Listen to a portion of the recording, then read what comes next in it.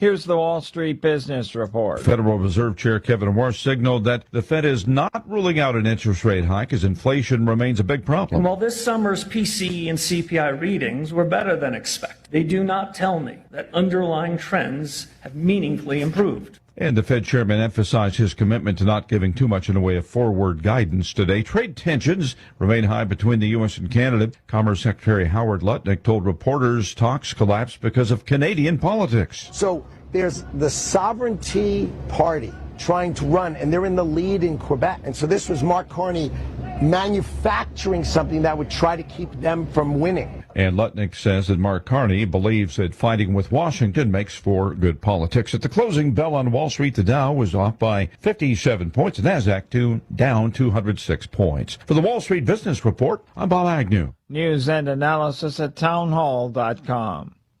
On Point Weather, brought to you by our friends at Palmetto State Armory. On 107 The Point. Here's your weekend forecast. Clouds tonight with a chance of rain through about midnight. The low is 72. Tomorrow, scattered storms on and off in between a blend of sunshine and more clouds. The high reaches 85. On Sunday, we start off with some rain chance, but skies should clear for a nicer second half of the day. Have a great weekend. I'm Cal Moss with your On Point local weather. WQXL Columbia, W264DF. Grills, outdoor kitchens, fireplaces. Summer sizzle starts with Bart. This is 107 The Point. This is The Point. Make thepointradio.com. Ooh, that was great. Now check this out.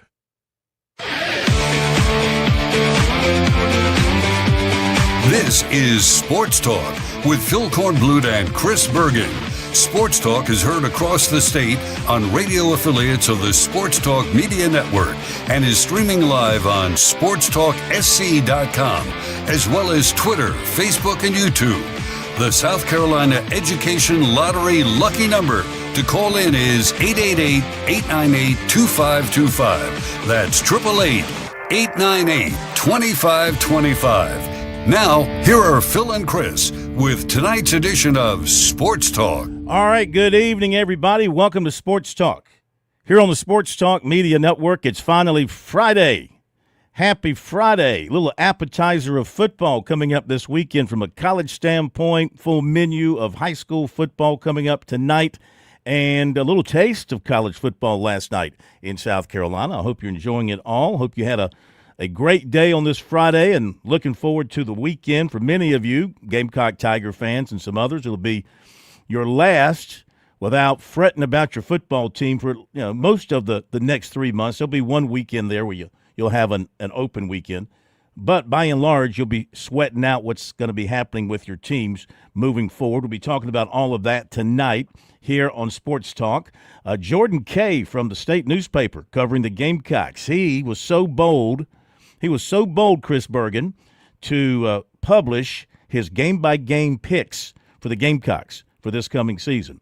So he's going to join us at 6:35, and we're going to challenge him on some of those picks and compare our thoughts with his thoughts and see where we end up. He's got the Gamecocks going 8-4. Yeah, I believe I saw that. I was wondering if he was the one. And, yeah, actually, if I'm not mistaken, beating Clemson at Clemson, beating A&M. Homer pick.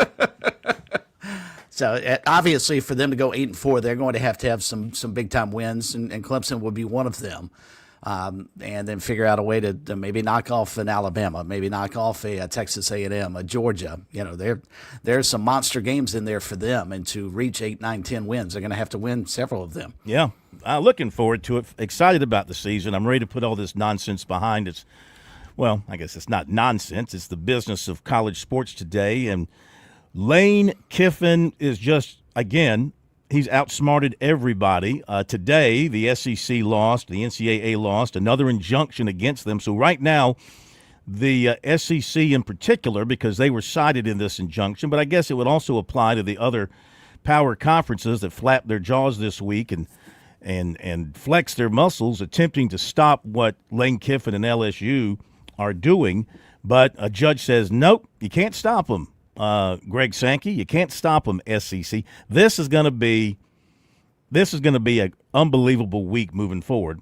I mean, you got preparation going on for the game, Bergie, but then if LSU does nothing, if those players, those former, I hate to call them NFL players. They're not NFL players. I mean, they were in NFL camps for, X number of practices, X number of weeks. They never made an NFL team. So let's don't go We used to call here. that having a cup of coffee. Yeah. This isn't like Tom Brady is coming back to play quarterback, all right?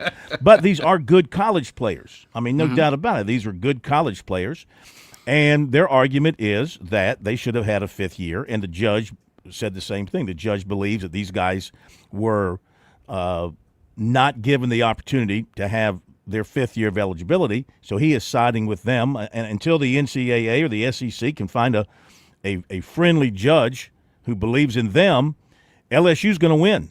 And Lane Kiffin's going to win. Now, are they taking a risk here of future penalties against their head coach and their program if somehow, some way, after they play these guys, then down the road there's a change and the SEC wins, gets a judge, gets a ruling on its side? Will they then drop the hammer on LSU? Well, I think they can probably drop the hammer regardless, right? I No. mean, the SEC has come out and said that if you play these guys, you're going to face severe penalties. The judge says no. The judgment But they I got don't today understand how a says judge no. can force Lane Kiffin to play the guys. No, he doesn't have to play them. Right. But he can Well, have them. that was what the SEC penalties were, correct? Correct. Or If is he- it just having them on the roster? I think it's having him on the roster. And the judge in this particular case, the ruling that came down, they are there's a whole bunch of different reporting here about different things. But Ross Dellinger, the SEC, and Greg Sankey are added to the Louisiana eligibility complaint. Preliminary injunction hearing is scheduled for Thursday. Darren Heitner, the NCAA is required to appear and show cause why it should not be held in contempt of court for the violation of the court's order by the SEC, which has been deemed a person acting in concert and or participation with the NCAA. That's just a bunch of word lettuce to me, but it means something. Pete Themmel on the TRO. The request for an amended TRO in Louisiana has been granted. The SEC and Greg Sankey have been added. It stresses that athletes that would have been eligible for a fifth year under new NCAA rule should be eligible. Okay? So there you go. We'll have to see what happens on Thursday. Here's my whole issue with regards to the class of 2022. They weren't awarded that fifth year. Why did they just assume they should have been? I'm sorry. You graduated. Life moves on. You weren't in that mix. Had you gone to school in 2023, you would have been included. Why this arbitrary, well, it should have been 2020. Why in the class of 2021 saying, hey, we should have gotten a sixth year of eligibility? I think a better question is, why did the NCAA not grandfather in the 2022s and avoid this headache? Why? What are you gaining? What are you gaining? Let them play. It's the 2022 class. Those who want to come back. They had to draw a line in the sand somewhere. Well, you draw it at 2022. 5 years, goes back to 2022, and nobody's going to court. You're avoiding all this. Well, this is true. This headache. Now, the fact that you've got some former NFL tryouts trying to go back to college, that would have been litigated. And as we're seeing now, right now, everything is on the side of those who are taking the conferences and the NCAA to court. So the momentum and the judgments, because I guess it's where they're hearing the cases and who the judge happens to be, they're all siding with the attorneys and the players, trying to get that extra year. So it's a lose-lose situation for the NCAA and the SEC at this particular point. So, and you are correct. The verbiage says rostered a player. Yeah. So, all right. Anyway, let's don't let this dampen our enthusiasm for football. Last night.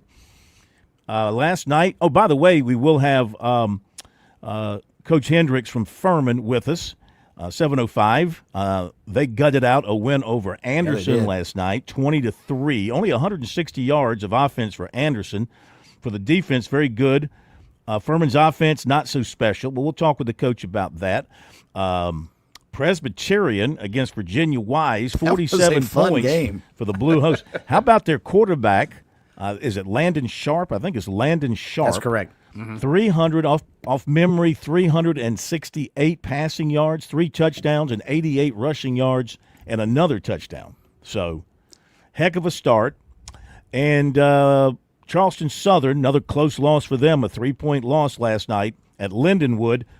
They were trailing big going into the fourth quarter, scored a couple of touchdowns to get back to within 3, but didn't have a chance to pull it out. So that is the story from last night with those games that were played involving state teams. Now, coming up tomorrow, we've got more games around the state of South Carolina as it's week 0 in college football. The best game, I think, is Citadel and Wofford up in Spartanburg. That should be – boy, I tell you what, Wofford fans, Citadel fans, you should pack the stadium up there tomorrow. I was there the other day. Stadium looks beautiful. The grounds look beautiful. They got that big hill. They can hold 13,000, If everybody sits on the hill and sits in the stands, they can have 13,000 in there. Citadel and Wofford, that should be a dandy. Savannah State at South Carolina State. Erskine at Bluefield. I'm sorry. I'm pulling for Erskine this year. I'm pulling for Erskine. They've had 8 wins in their renaissance of football going back to 2020. They need to win some games. Yeah, they do. They need to win some games. Pulling for the Flying Fleet to go up to Bluefield and win. Benedict at home against Johnson C. Smith. I think the Tigers are going to be special. And Allen plays at Livingstone. So that is the schedule around the state tomorrow. Of course, nationally, ACC got some games nationally. I'll be very interested in North Carolina and TCU, Bergen. Yes. How far has North Carolina come from that debacle of last season? What are you expecting? Our state, this is an aside, actually has a little tie into this. You folks down at Charleston may remember Danny Reed, longtime radio voice down there with the, if I'm not mistaken, did the Citadel for a while and then is matriculated over to Georgia Southern, where during the offseason he was hired by Westwood One. And Danny's first broadcast with Westwood One on a national scale is going to be that game tomorrow. He's been in Ireland all week. I keep getting pictures from him, and I'm kind of jealous. Understood. He's a really good broadcaster. Yes, he is. He's outstanding. Really good broadcaster. Honor for Danny. So I'm really happy for him. Now, to answer your question directly, I don't know how far North Carolina could have possibly come against, and especially against a pretty good TCU team, despite their coach being a little overly sensitive about what people say covering his team. But I see TCU winning this game pretty well tomorrow. I just don't think North Carolina has made that many strides, and then we start getting on probably Bill Belichick watch. How much longer is he going to put up with not being able to win? All right, we're going to hit the break. When we come back, we're going to dive into the high school football scene tonight around South Carolina. Don't forget the scoreboard at 10:05. But coming up, David Shelton time here on Sports Talk. Earned history, chased glory, lived consequences. 500 miles against the Lady in Black. A NASCAR Crown Jewel Too Tough to Tame Labor Day Weekend Classic. The Cookout Southern 500. The chase for the next NASCAR Cup Series champion starts here. The NASCAR Chase Weekend at Darlington Raceway, September 5th through 6th. Get your tickets now at darlingtonraceway.com. The weekends are waiting. Don't let interest hold them back. Plan your fall trip with Founders Federal Credit Union, featuring special rates on recreational vehicle loans. Now through September 30th, refinance an RV, motorcycle, or boat with Founders and we'll beat your rate by 2%. Plus, a purchase or refinance comes with no payments for up to 90 days. Whether you're envisioning a cross-country road trip, a weekend escape to the mountains, or spontaneous journeys wherever the road takes you, Founders makes it easy to finance your dream recreational vehicle. Enjoy the freedom to explore, knowing you've locked in a great rate. Our team is here to help you every step of the way, from application to adventure. Visit foundersfcu.com/RV loans to learn more. Promotional rate ends September 30th, 2026. For additional cost info, call toll-free at 800-845-1614. Membership qualification required. Terms and conditions apply. In Columbia, South Carolina, game days are our specialty. Whether you're watching the game from inside the stadium or from the big screen at your favorite local spot, the energy remains the same. Craft the perfect fall Saturday in a city where there is plenty of action on and off the field. From tubing and kayaking to Soda City to rooftop restaurants and plenty barbecue. We're ready when you are. Plan your weekend at experiencecolumbiasc.com. It might be tough to picture your kid in college today, but it'll be here before you know it. Future Scholar, South Carolina's 529 college savings plan, makes it easy to start saving right now. You can start with any amount. Savings grow tax-free, and friends and family can chip in too. Discover the smart, easy way to save today at futurescholar.com. That's futurescholar.com. That's futurescholar.com.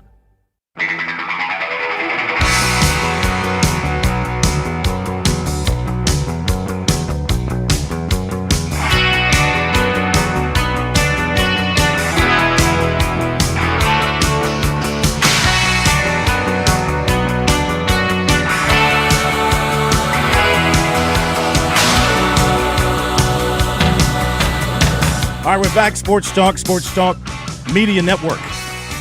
Here on this Friday night. Phone number 888-898-2525, South Carolina Education Lottery lucky number. To reach us here on Sports Talk. Don't forget, learn more about the lottery's impact at sceducationlottery.com/educationwins. Playing for fun is a win for education. Our text line number 803-900-4847. Brought to you by Larry Lucas State Farm Agency. Larry's been taking care of people across the state for more than 2 decades. You probably have insurance, but switching is easy and bundling can save you hundreds or more. Check out Larry online at LarryLucasAgency.com. His phone number in Columbia is 803-799-1998. In Lexington, 803-359-0770. You might be aware tonight we are without the plumber, Josh Cohen, who's out tonight. I'm here. Bergie is at the Bergie Palace. And so we're trying to do it on our own here. And I'd say so far so good, Bergie. Now the next step up the ladder is getting our guest on the line. Well, let's take it. Now, kind of flying blindly here because I wasn't able to double check. So my fingers are crossed, and I'm hoping that we've got David Shelton. Let me check. Hello, David. Are you there? 10-4 back door. Look at you. You are my hero. You are my hero. The one thing they did not teach me was how to check on the phone that the person that I'm calling is actually on the line. I got to figure that out during the break. Anyway, David Shelton, best in business. We call him Bib.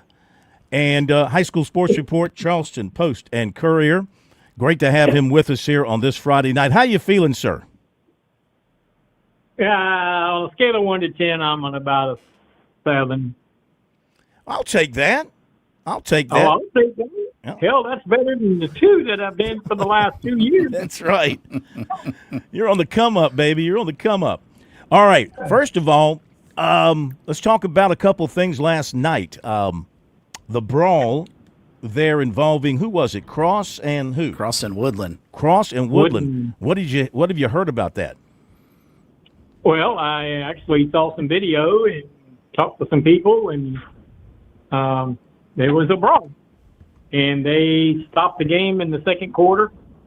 And, one side, Woodland was ahead 14-8 when it happened. Woodland says they got a win. Cross says they got a no contest. But in my checking, that's a win. The game was started, and it was not stopped because of weather. It stopped because of boys being boys. And so it's not going to matter. What's going to matter now is possible suspensions well, it won't be possible. There'll be some people suspended from the video I saw. I think Cross is going to take the brunt of that. And there was even somebody said today, what if they make them forfeit their season? I don't know that it'll go to that extreme, but you talk about a Class A school. If you suspend, 15 guys, they won't have enough to play. So I don't know. It was not a pleasant scene. It is not indicative of the two programs.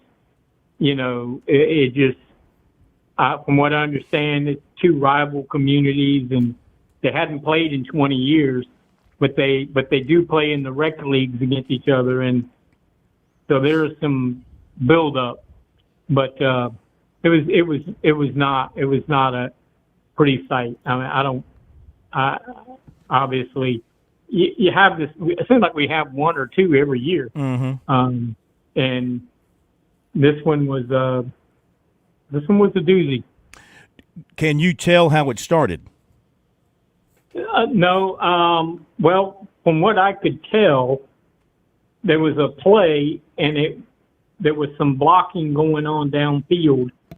I couldn't tell if it was a receiver and a DB but they tangled up, and that's the part that I saw. I could not see the way the camera was. There might have been stuff going on out of frame, but I did see that part. And then everybody moved. Both piles of human bodies moved towards where that receiver and DB, or whatever those two guys were. And then there were some. Now I did see some people trying to break it up, trying to pull people back, and it wasn't just a all-out free-for-all. But when you got teenage hormones on a hot summer night going crazy on the football field, there ain't a whole lot of stopping it. It's going to happen. All right. As far as on-the-field action besides that, James Island, South Florence. James Island, a big win. South Florence off to an 0-2. What do you make of that game? Well, I think when you look at what James Island's done in the first 2 weeks, they beat Oceanside by 20, and then they beat South Florence by 20. Now both of them were at home, and both of those teams have some issues, but I don't think James Island ever went through the first two games of the season looking that good. They look really good. Their defense is legitimate. They got a quarterback. They got a great junior wide receiver, a really nice, Division I tight end. They're good, and they're going to hook up with Somerville here in about 2 weeks. So it doesn't get any easier. But that's two great wins for James Island. There ain't no question.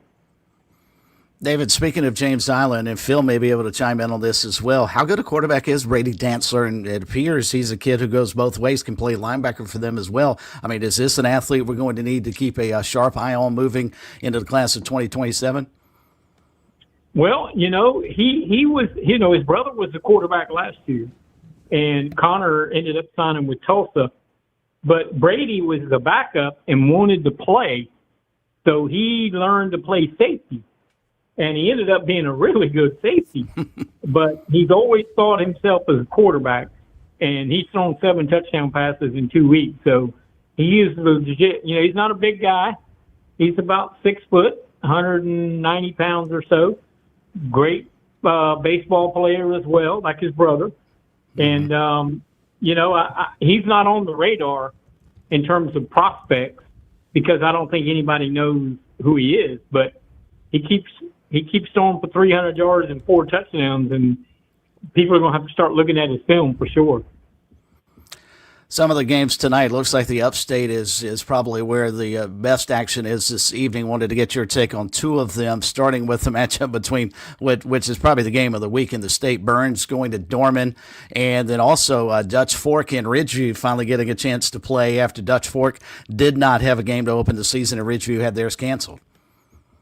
Yeah, those are going to be two games that most everybody's going to have an eye on. Again, it's early. It's not going to define anything except they're in both games. They're two really good teams. There's going to be a lot of athletes on the field, a lot of Division I prospects, and not a lot of love for each other. So, I don't think Burns and Dorman are inviting each other to Thanksgiving dinner. So it's going. I can imagine that's going to be a packed house, and going to be a really exciting game. Burns didn't really get to finish their game last week because of the weather, and Dorman finished their game, but it took like six hours to finish it. But they got it in, and then the Ridgeview Dutch Fork, again, same thing. A lot of really good athletes on the field. Two well-coached teams, two teams that people, in my business, that do what I do, feel like both are good enough to make the state finals. So we're kind of getting an early show. All right, David, great stuff as always. Enjoy following the games. We'll connect with you at 10 o'clock tonight. Talk to you then. Thanks, David. Okay, all right, David Shelton joining us later tonight for the high school football scoreboard. It is a Founders Federal Football Friday night here on Sports Talk. We'll be back. On Point Weather, brought to you by our friends at Palmetto State Armory. On 107 The Point.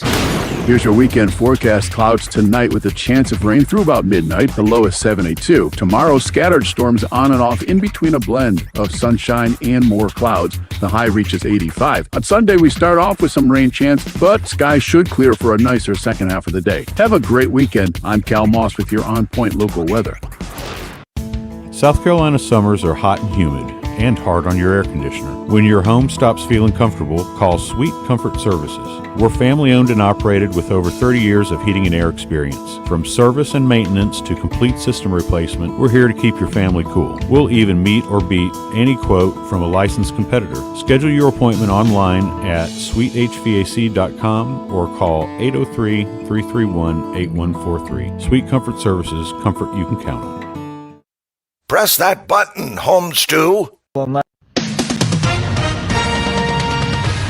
SRN News, I'm Keith Peters in Washington. The Trump administration is appealing a judge's decision that blocked an executive order limiting mail voting before the midterm elections.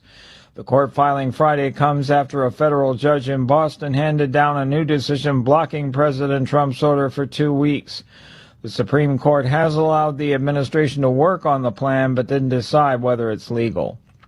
Rescuers on the Nepal-China border are pulling out flood survivors caked in dark brown mud while helicopters lift stranded people to safety. The neighboring countries raced Friday to respond to catastrophic flash floods that have killed nearly 600 people and left almost 2,500 missing. On Wall Street, the Dow down by 9 points, the Nasdaq dropped 138, the S&P lower by 19. This is SRN News.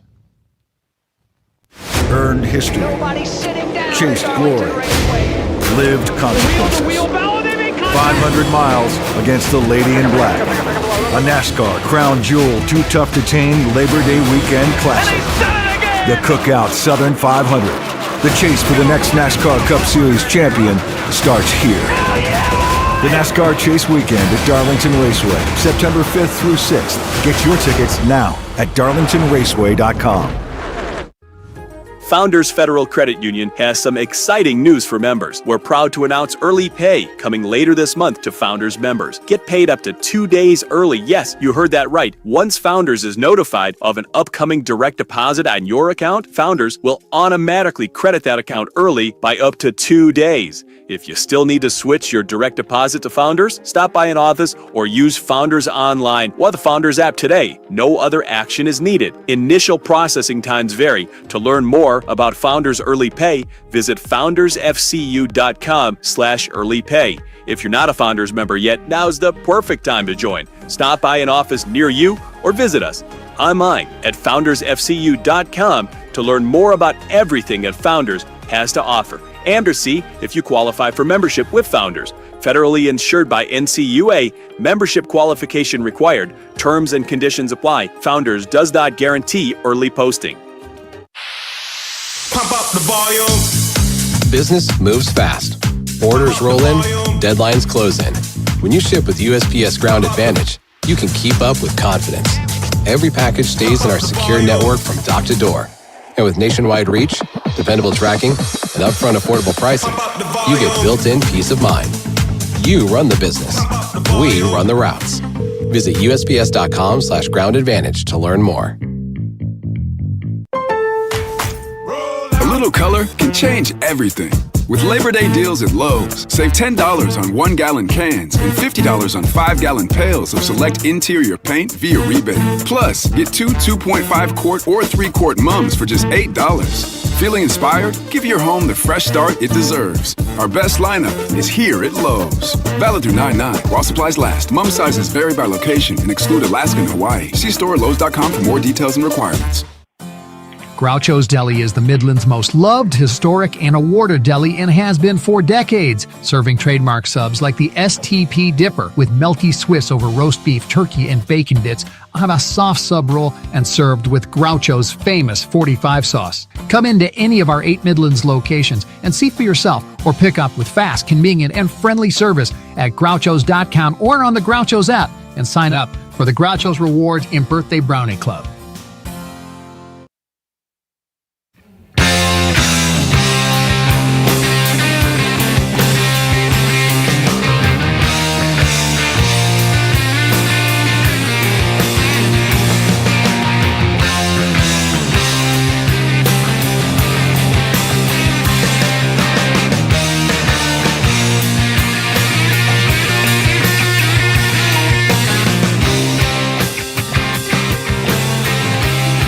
We're back.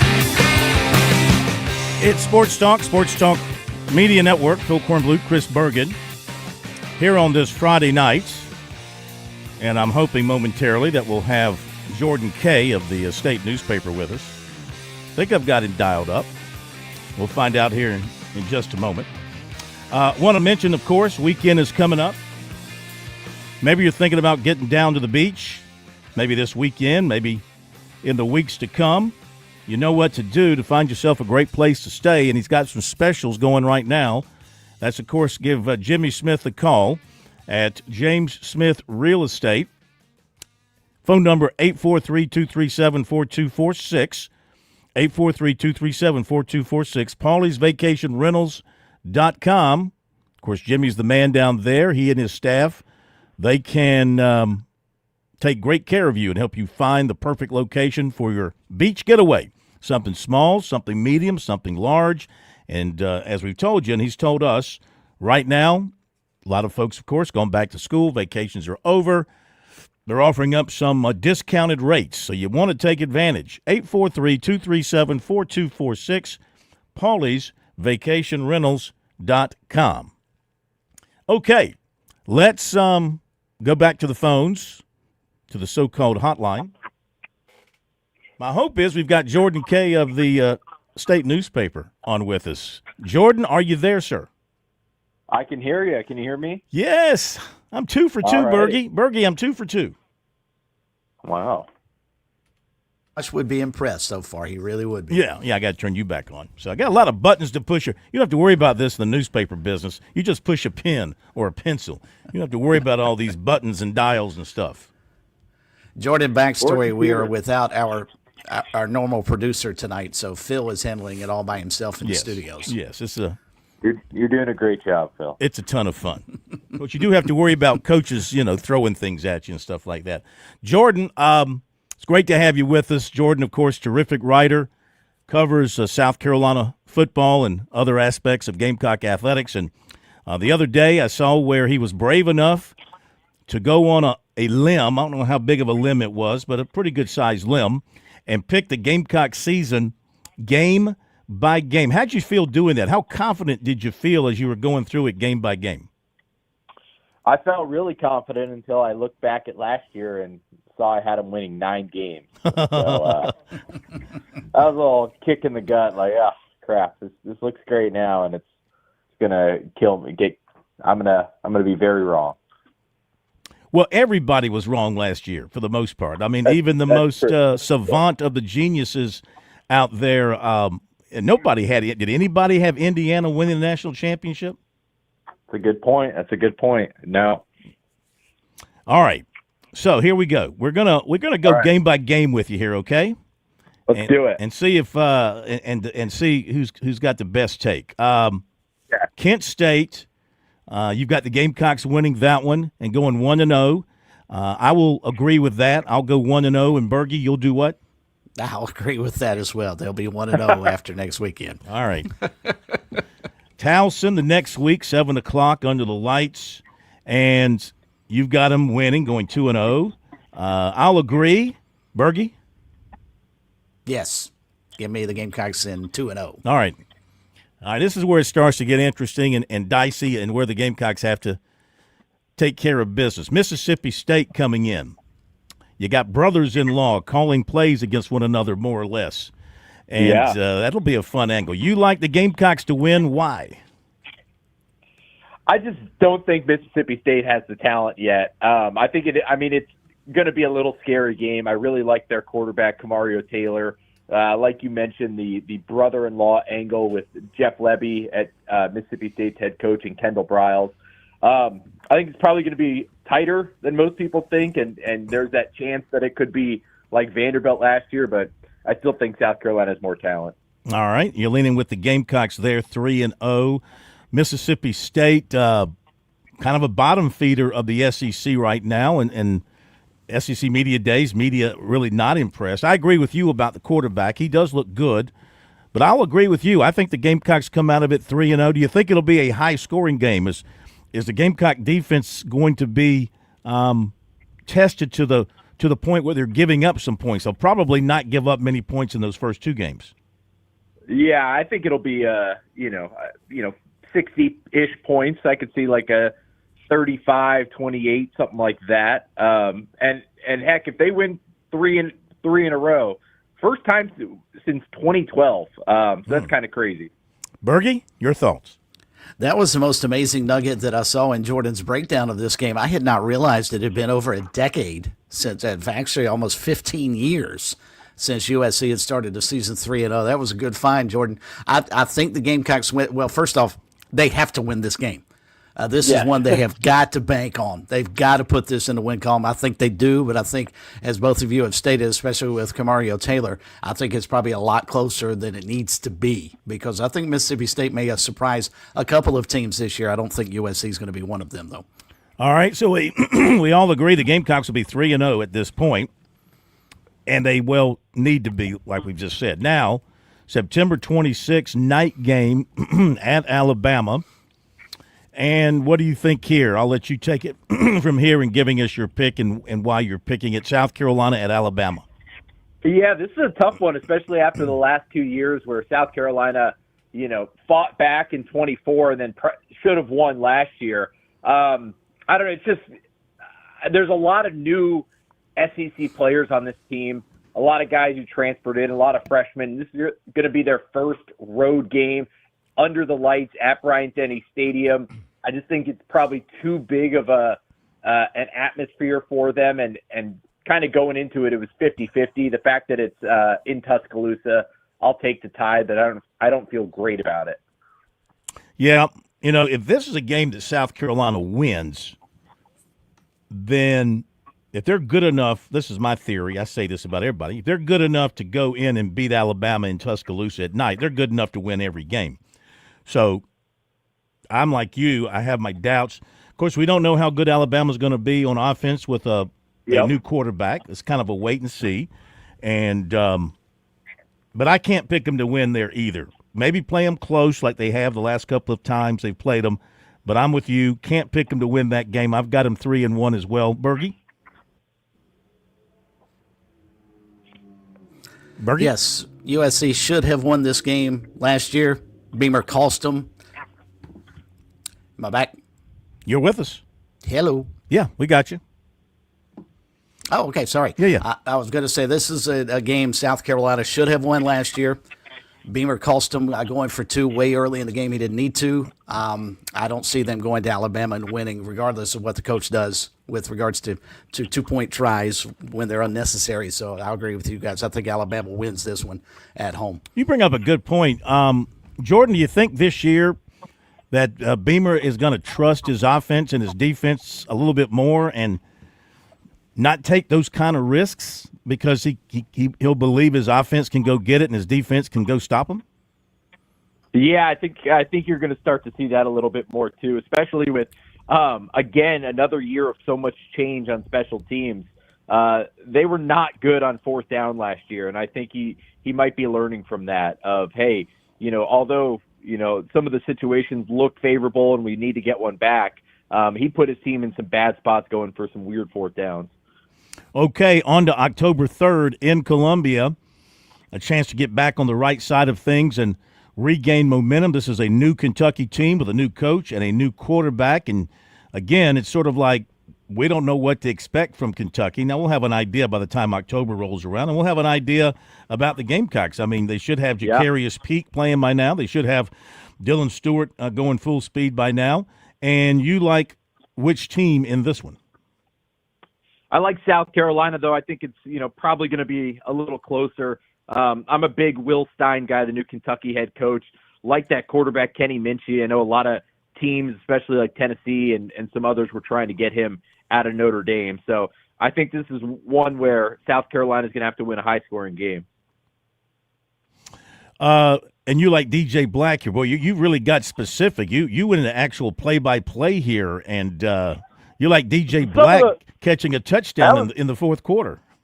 That was I'm just throwing around names, but I'll bank on it. Yeah, DJ Black against Kentucky.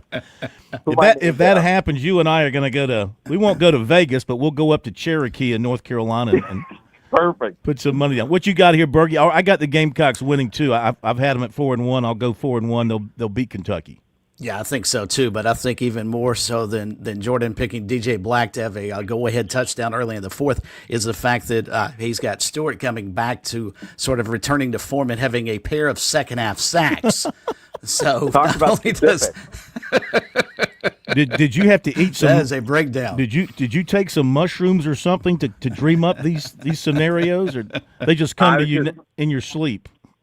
Just in my sleep. Yeah, I just put my head down on my desk and I think about, I predict the future.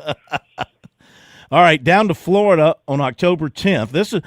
I think this is, to have a great season, this is a key game. Win this game, you got a chance to be special. Lose it, you got a chance to still be okay, but a chance to be special. So what do you like here?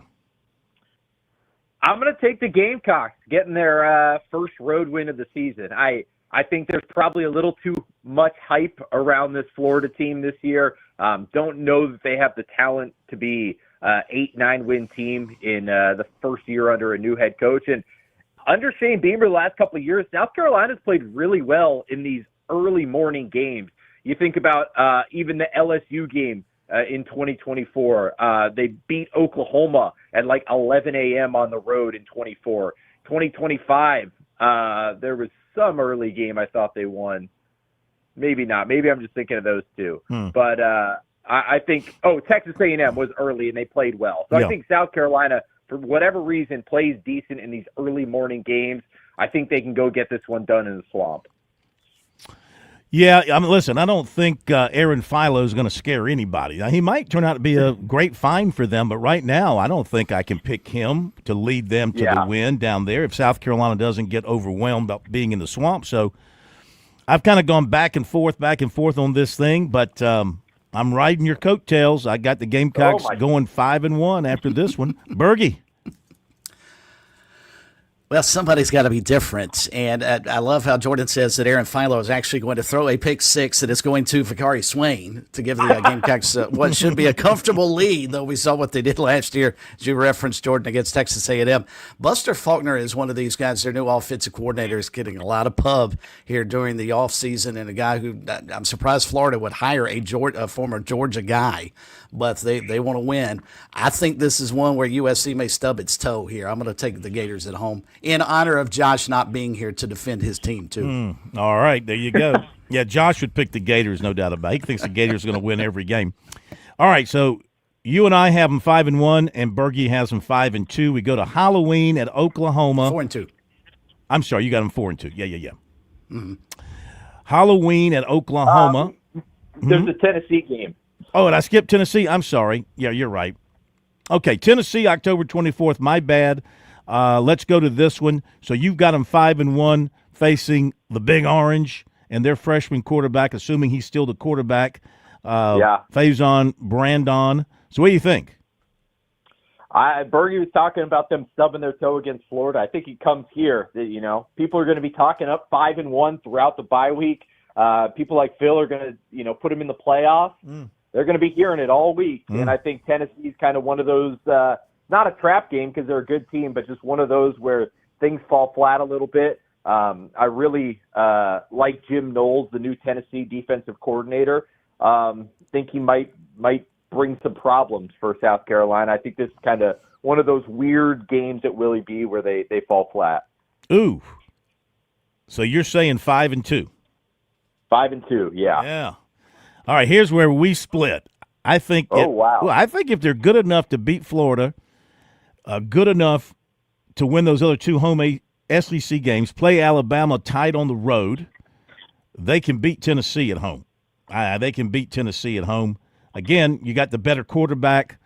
You're going to have I think South Carolina's going to have a great defense. I think their defense is going to be elite. And so, yeah, 6-1, Gamecocks 6-1, probably in the top 15, if not higher. What you got, Bergie? I think they bounce back here and knock off Tennessee because I think there's one thing for the most part, with the exception of maybe last year, Shane Beamer does a pretty good job after a loss in trying to get his team refocused. And I think after losing, at least in my opinion, at Florida, they'll come back home. This is another huge ball game against a former SEC East rival, and I think they find a way to knock off Tennessee at home. Okay, so I got them 6-1. You two got them 5-2, going to Halloween in Oklahoma. Could be afternoon, could be night. Oklahoma trashed the Gamecocks last year with a quarterback tough situation. The quarterback, I think Mateer played, and he was having I think he had his hand thing going on at that time. But anyway, he's healthy. They're being picked to go to the playoffs again. What do you think? What do you think the Gamecocks do? I don't see them winning this one. Mateer comes back. They bring back their OC, and let's face it, Brent Venables has been unbelievable against South Carolina throughout his time at Clemson and then at Oklahoma. Even the game in 2024 that South Carolina won, I mean, there were like 2 pick sixes in the first couple of minutes, and basically after that, Oklahoma's defense shut down South Carolina. The offense was just so bad that they got their OC fired that day. So I think that defense is going to be too much for South Carolina to handle, and they fall on Halloween in Norman. Yeah, spooky. Yeah, I think the folks in Norman, there's no rivalry between Oklahoma and South Carolina by no means, but they remember that debacle for their team out there, and they're going to want their pound of flesh. So I, too, will go with Oklahoma out there. Gamecock 6-2. You've got them 5-3. Bergie? I will also make it a clean sweep. I think Oklahoma may be the best team that the Gamecocks have played to this point. going all the way through their schedule up to Game 8. I think OU is a serious threat in the SEC and certainly a team that could make the college football playoff if Mateer performs well. I'm going to take Oklahoma as well, so I'll be like Jordan. They have Gamecocks 5-3 after their first 8 games. All right, Jordan, hang on if you don't mind. We'll come back to you. We got to take a quick break here. And we've got A&M. We've got November. We got to break down November. Will it be a November to remember for the Gamecocks? We'll see what Jordan thinks and what we think as well. We'll be back after this break.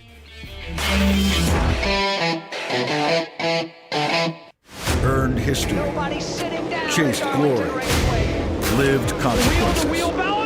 500 miles against the Lady in Black. A NASCAR Crown Jewel Too Tough to Tame Labor Day Weekend Classic. The Cookout Southern 500. The chase for the next NASCAR Cup Series champion starts here. The NASCAR Chase Weekend at Darlington Raceway, September 5th through 6th. Get your tickets now at darlingtonraceway.com. I think music is a kind of magic. As a therapist, I have seen what music can do. It gives you insight into kind of what's going on in their head, in their life, in their world. Because of my lottery-funded life scholarship, I was able to go to school and turn my passion for music into a career that helps others. And that is pretty magical, too. Better support means a better South Carolina, and a better South Carolina means a better you. Visit sceducationlottery.com/betteryou.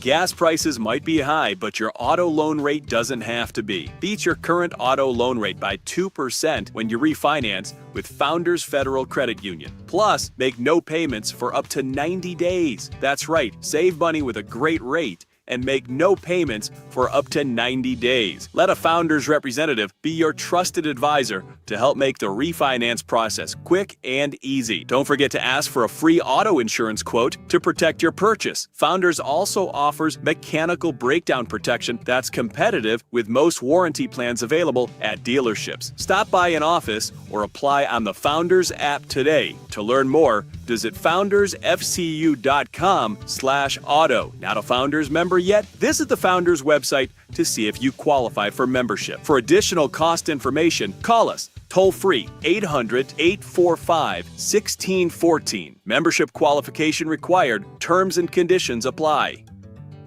It might be tough to picture your kid in college today, but it'll be here before you know it. Future Scholar, South Carolina's 529 college savings plan, makes it easy to start saving right now. You can start with any amount. Savings grow tax-free, and friends and family can chip in too. Discover the smart, easy way to save today at futurescholar.com. That's futurescholar.com. That's futurescholar.com.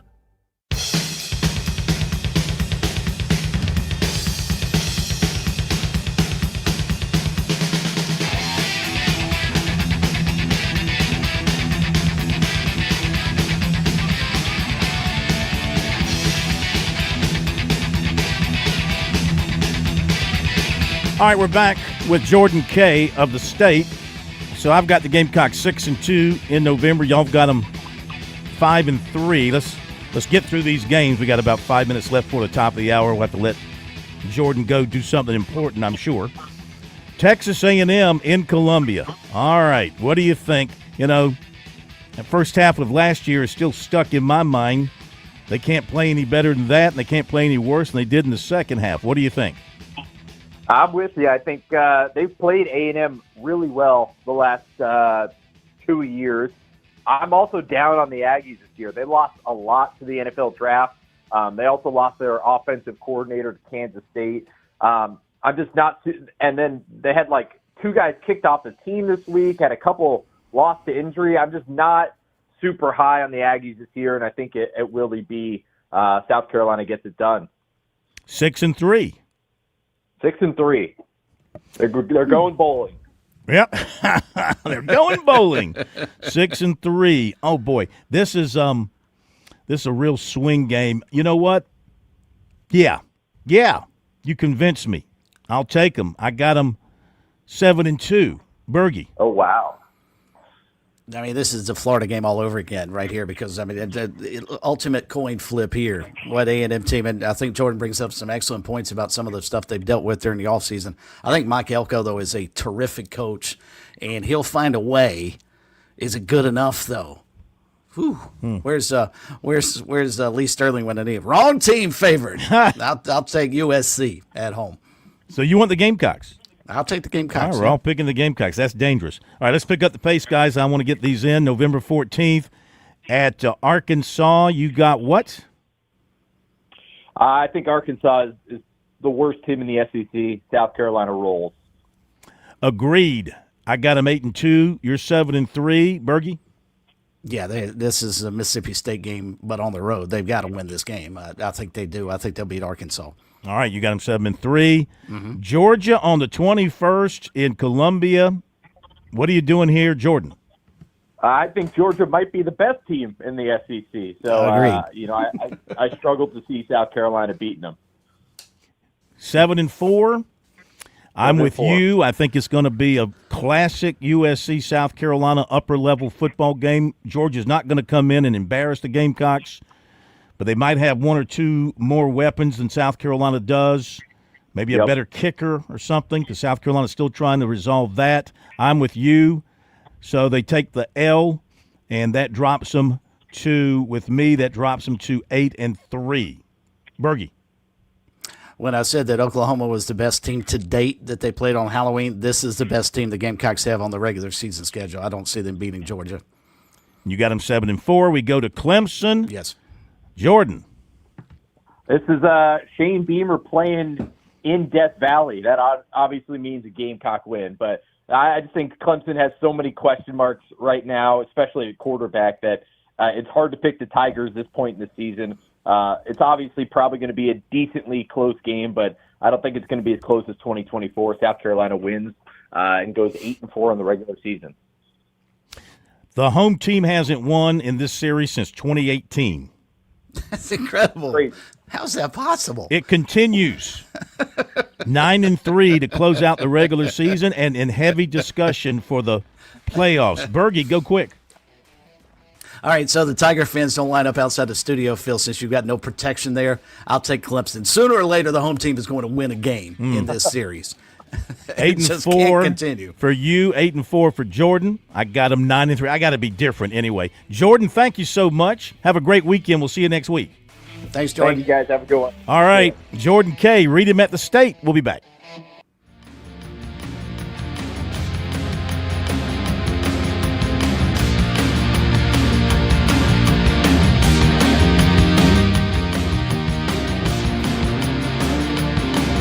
WQXL Columbia, W264DF. Grills, outdoor kitchens, fireplaces. Summer sizzle starts with Bart. This is 107 The Point. News this hour from Town Hall. I'm Keith Peters in Washington. A federal judge has temporarily paused President Trump's effort to standardize how states handle mail-in ballots, setting up another legal fight before the midterm elections. Correspondent Ken Lorman reports. The 14-day hold follows new administrative rules requiring states to provide voter lists and use standardized ballot envelopes before the Postal Service delivers mail ballots.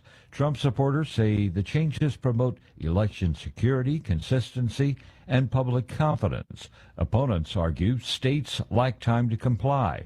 The U.S. Supreme Court may ultimately decide this case.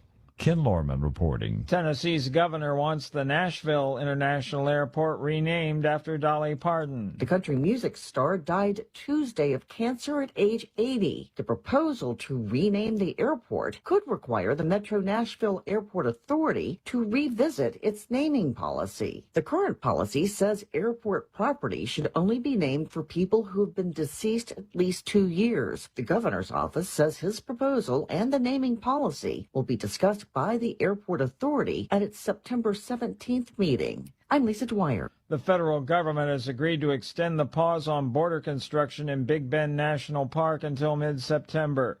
This decision came during a court hearing Friday amid controversy over the Trump administration's border security plans. Customs and Border Protection paused activity after bulldozers began initial work, sparking outrage.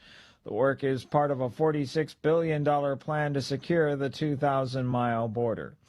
On Wall Street, the Dow down by 9 points, the Nasdaq dropped 138, the S&P 500 lower by 19. More on these stories at townhall.com. Are you carrying more than $10,000 in credit card debt? Do you feel like you're running on a financial treadmill, making payment after payment, month after month, yet never getting ahead? If you're tired of watching your hard-earned money disappear into interest charges, there may be options available to help you take back control of your finances. At Total Financial Freedom, they'll show you what qualified consumers may be able to save through programs designed to help them resolve debt faster than making minimum payments alone. The consultation is free, confidential, and comes with absolutely no obligation. Why spend years, sometimes decades, paying thousands in interest when there may be a better path forward? Total Financial Freedom is a Christian-owned company that has helped thousands of Americans pursue financial freedom for nearly 20 years and is proudly A+ rated and accredited by the Better Business Bureau. Call now and ask how you can receive a complimentary copy of The Debt Dietitian. Stop running in place. Start moving toward financial freedom at 866-844-7344. 866-844-7344. E-cigarette maker Juul Labs has received U.S. permission to sell an updated version of its vaping device. The decision from the Food and Drug Administration Friday means that Juul can now sell a new version of its vaping device for the first time since it launched in 2015. The new product includes an electronic age verification system to prevent underage use. The company had been briefly at the top of selling e-cigarettes in this country, but it faced a swift legal backlash over the underage use of its nicotine-emitting products. Bob Agner reporting. The Commonwealth of Virginia is removing 3 Confederate memorials from a public park and civic campus in Richmond. The statues honor Confederate Generals Thomas J. Stonewall Jackson and Governor William's Extra Billy Smith, as well as Confederate Dr. Hunter Holmes McGuire. The statues will be relocated. News and analysis at townhall.com. From Washington, I'm Keith Peters reporting. On Point Weather, brought to you by our friends at Palmetto State Armory. On 107 The Point. Here's your weekend forecast. Clouds tonight with a chance of rain through about midnight. The low is 72. Tomorrow, scattered storms on and off in between a blend of sunshine and more clouds. The high reaches 85. On Sunday, we start off with some rain chance, but skies should clear for a nicer second half of the day. Have a great weekend. I'm Cal Moss with your On Point local weather. WQXL Columbia, W264DF. Grills, outdoor kitchens, fireplaces. Summer sizzle starts with Bart. This is 107 The Point.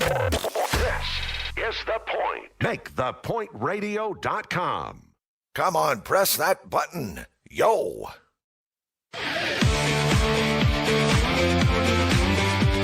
Welcome back to Sports Talk on the Sports Talk Media Network. You can reach the guys with the South Carolina Education Lottery lucky number, 888-898-2525. That's 888-898-2525. Now back to Phil and Chris with the second hour of Sports Talk on the Sports Talk Media Network.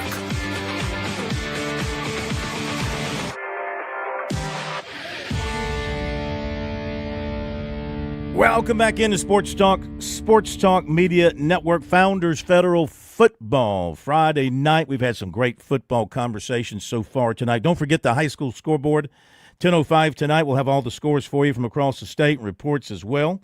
And David Shelton's insight like none other. So look forward to having that for you tonight. Speaking of football, we had football in South Carolina last night, including up in Greenville at Paladin Stadium, the opener between Furman and Anderson. And the Paladins get the win, taking down their close friend, their former head coach, their former quarterback, Bobby Lamb, and the Anderson Trojans by a score of 20-3. We have Coach Clay Hendricks with us here for a few minutes on Sports Talk. Don't want to take up too much of his time on a Friday night when you're finally getting a chance to catch your breath. But congratulations on the win last night. How'd you feel about the way things went for your guys? Well, thank you, Phil. It's always goal number one's always to win the opener, and I thought we played exceptionally well defensively. Offensively started slow, but we did some really good stuff. And first games are always a little interesting.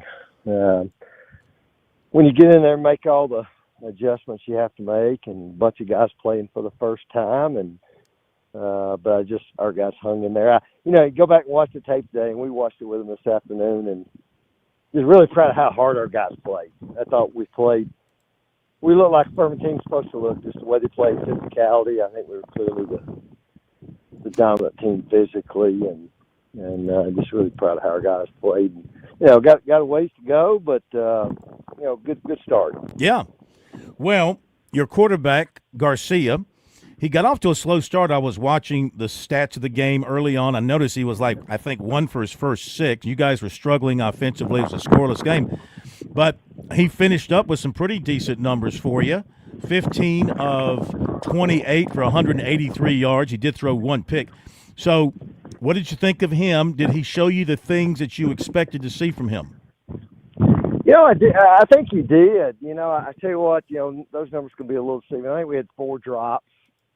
Now he missed 3 or 4. He should have definitely missed and the interception actually should have been a touchdown. We underthrew a ball on a drive. We had it down, and their kid made a good play on the ball, but our tight end's wide open, and I don't think he saw the kid and just didn't put enough air under it, and the kid went up and made a good play. So always you can go back and look at it, but he rushed for 51 yards, 52 yards. Phil, I went back and looked. And a little bit about our history. I talked about things we had to be better at. I think in 24 and 25, our quarterback position rushed for minus 288 yards in 2 seasons, and we were wondering what some of our problems were. Yeah. I think just as when he made some plays with his feet, we're not really asking him to be a big runner. Kept plays alive. Leadership was good. And then again, he makes some throws that I think sometimes people think, well, that wasn't very hard, but I don't think there are a lot of guys that can make a lot of those throws that he can make. And I think, like anything else, just consistency. You think about it, he hadn't really played football in 2 years. I think played just a couple of snaps at Michigan last year. And, he's telling me you get in those games, and I think one of the things I'm most proud of, we just didn't tackle in 11 on 11 at all in August. And I was concerned about that going in, and I think we only had 1 ball come loose the entire night, and it was after a guy was down. So that was a good thing. And then we threw the 1 pick, and then and then you're a little concerned about tackling because you hadn't done a lot of it, but I thought we tackled exceptionally well. So bunch of young guys. We had a guy never kicked in a game, was our kicker, both kickoff and field goal. We had 2 different punters that neither had punted in a game before. We had a holder that never held in the game. We had a long snapper that never played in the game. And we started a couple of other young guys. So it's a combination of some old guys with some talented young guys mixed in there. And again, I'm happy where we are. We got a long ways to go. Certainly we'll get exposed coming up shortly. But we go to Tennessee, and then we got a big huge conference game with Mercer week 3. So. But just pleased about our prep, direction we're headed. We got to just keep grinding.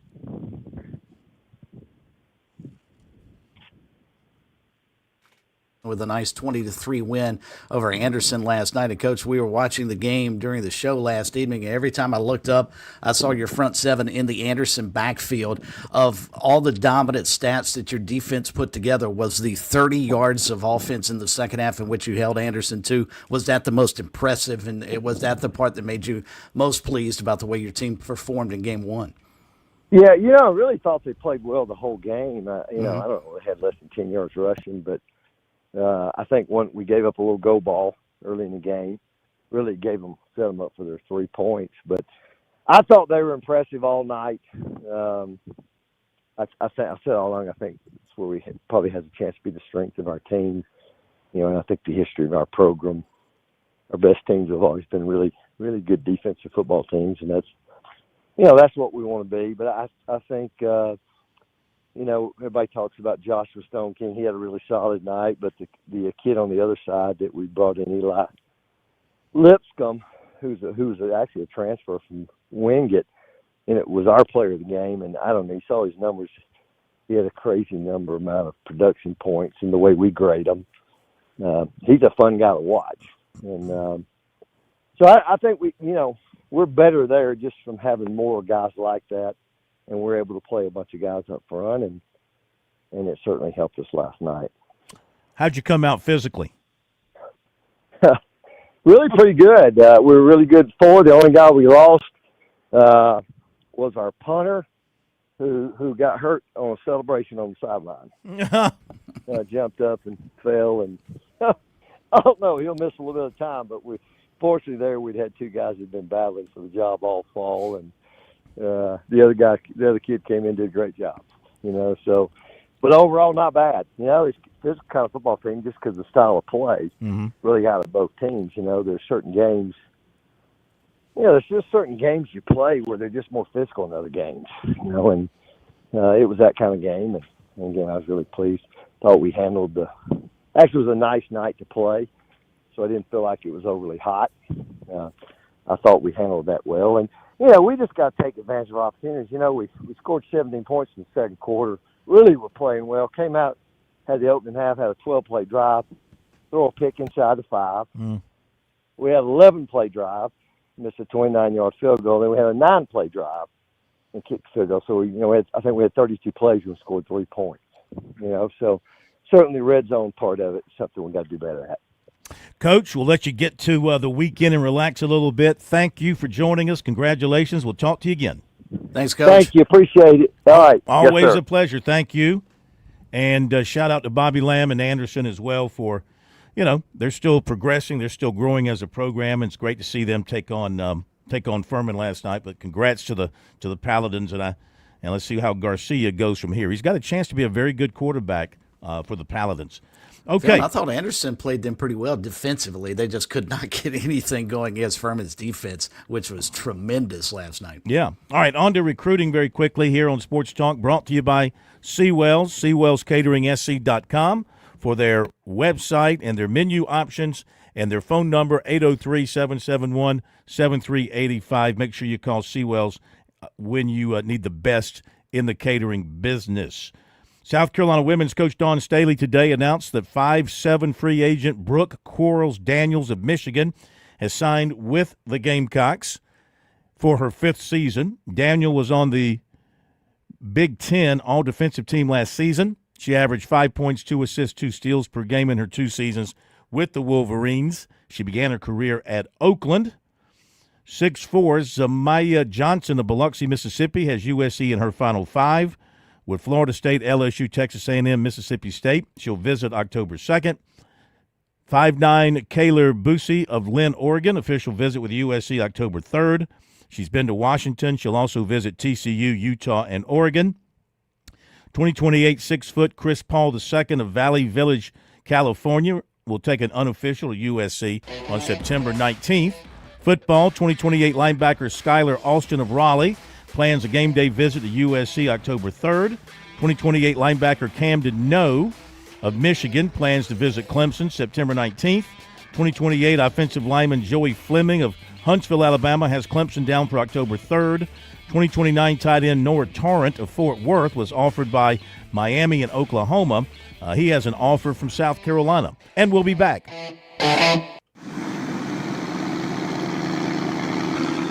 This is Major Billy Downer with the South Carolina Department of Natural Resources. Boating season is right around the corner here in the Palmetto State. As you get ready for this spring and summer, make sure your registration sticker is up to date and you have a copy of your registration card on board your boat. For more information on boat registration and answers to common questions, visit dnr.sc.gov.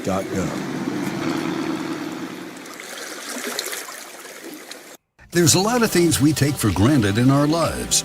Your home's AC will run cool. Your drive-through coffee will be hot, and the car will start when it's time to take your kids to school. It's when things don't go as planned that you start thinking about who to call and where to turn. The good thing is, you can prepare for life's most difficult days by calling the Larry Lucas Agency today. Larry is a State Farm agent that has been taking care of people across South Carolina for more than 2 decades. You probably have insurance, but switching is easy, and bundling can save you hundreds or more. Most importantly, The Larry Lucas Agency can help you choose the protection you want at the price you want. All backed by South Carolina's #1 home and auto insurance company. Visit LarryLucasAgency.com today or give Larry a call at 803-799-1998. Like a good neighbor, Larry Lucas State Farm is there. In Columbia, South Carolina, game days are our specialty. Whether you're watching the game from inside the stadium or from the big screen at your favorite local spot, the energy remains the same. Craft the perfect fall Saturday in a city where there is plenty of action on and off the field. From tubing and kayaking to Soda City to rooftop restaurants and plenty barbecue. We're ready when you are. Plan your weekend at ExperienceColumbiaSC.com.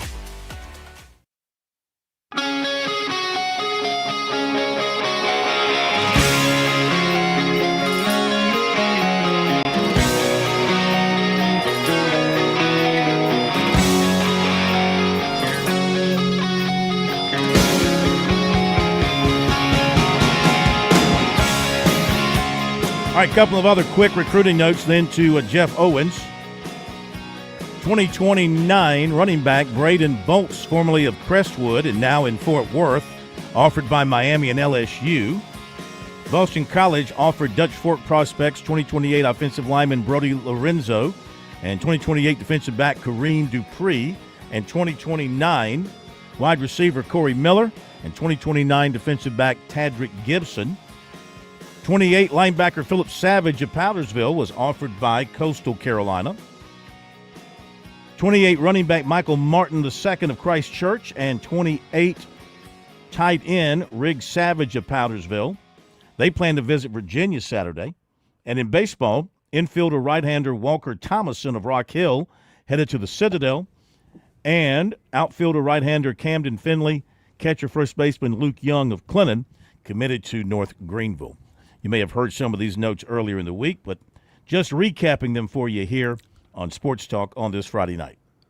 And that might be an interesting game we didn't touch on, that Virginia-North Carolina State game tomorrow. Oh, yeah, I think so. All right, let's go to NASCAR. We don't have the normal open available for In the Fast Lane with Jeff Owens. Well, I'll do a little bit of it. Boogity, boogity, boogity. Yep. Gentlemen, start, advance! Boogity, boogity, boogity, let's go racing, boys, at Daytona. Welcome in, Jeff. How are you? Well, nobody can hang with my stuff. No. I'm the best there is. You got that right. You are. You are the best there is. So great. That's my favorite part of the intro, so we got to get that in. Yeah. So, doing great. Ready for some racing at Daytona tomorrow night. And we wrap up the regular season. So what do you think? How do you think, I guess the folks who are already in the Clash, they're just going to – the Chase, already in the Chase. They'll just cut it loose and go for a win. And there's only 3 spots remaining to get into the Chase? Well, really, I think there's really just one, and I don't even know that that's realistic. Van Ginsberg's got about a 30-point lead, I think, on Ryan Preece. I don't think he can make that up unless Ginsberg finishes last and Ryan Preece wins the race or something like that. Maybe some stage points, but that's such a slim possibility. And there's a few spots that are up for grabs here or there that'll mean a few playoff points if you can move up a spot. But really, you're right.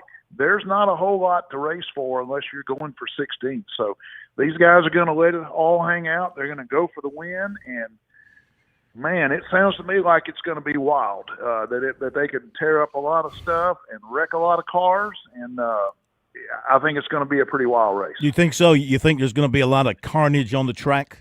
Well, here's the thing. They've made some massive rules changes that are going to make a big difference. They've lowered the horsepower in those restrictor plate cars by about 100 miles per hour, or you know what I'm saying, RPMs. And they've lowered the spoiler. They've essentially made the cars harder to drive. You're not going to have as much horsepower. You're going to be in a pack. You're going to have guys all over you, and the cars are going to be less stable. They're going to be more loose. So there's bound to be some mistakes.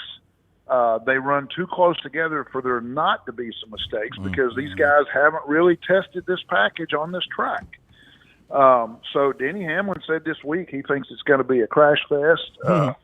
There could be a lot of cars taken out. So it's probably a good thing that there's no real points positions and playoff spots on the line, because if there were, there would be a pretty good chance that guy might get taken out. So I think it's going to be a wild race, and they're going to be going for it. I think there are going to be a lot of wrecks. Well, Jeff, we know that NASCAR sits down and thinks through all these ideas before they just roll them out for the fans and for the drivers. So the question, why in the world would you do that for the final race of the regular season, especially at a place like Daytona? The only other bigger mistake would be at Talladega, right? Yeah, and I think the drivers and the teams have been asking themselves that all year. Basically, what they did this for a couple of reasons. It's always about competition to try to bunch the field up a little bit. But what we were seeing at the restrictor plate races is too much riding around. A lot of guys running single file for about half the race. A lot of guys playing the fuel mileage strategy to win a stage or to set themselves up for the next stage, because stage points are so important. They had figured that out. So we've been talking about fuel mileage at restrictor plates for about 3 years now, and I think everybody was fed up with it, including the fans. Too much riding around. So NASCAR said, let's shake it up. I like the reason they did it.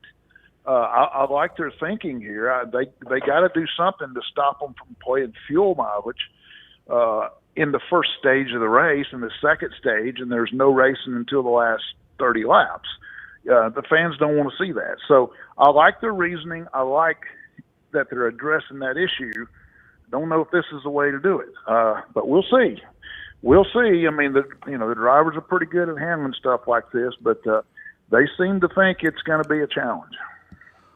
Back to your point earlier about the guys, still trying to go out, even if they're not in the chase, still trying to go out and perform, partly because that's their job. Secondly, they have fans that want to see them perform. What does this say, though, to a guy like Ross Chastain that goes out and wins the pole? He'll be sitting on the pole tomorrow night. Here's a guy who's 80 points out of the chase, not going to get into the playoffs, but still is able to get his car up to speed at that magnitude that he can go win the pole.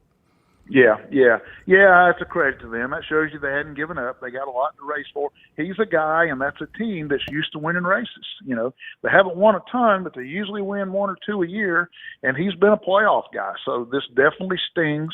They've not had the season that they expected. He's definitely going to be a guy that's going to go out there and try to win a race. I mean, that's how, if you're Ross Chastain and you've had a bad year, and you didn't make the playoffs, that's how you redeem your season, is you go win a race. And he can do it. He could win. He could win tomorrow night, or he could win a playoff race. So I just think that shows they're still in it, racing for wins and trying to salvage their season.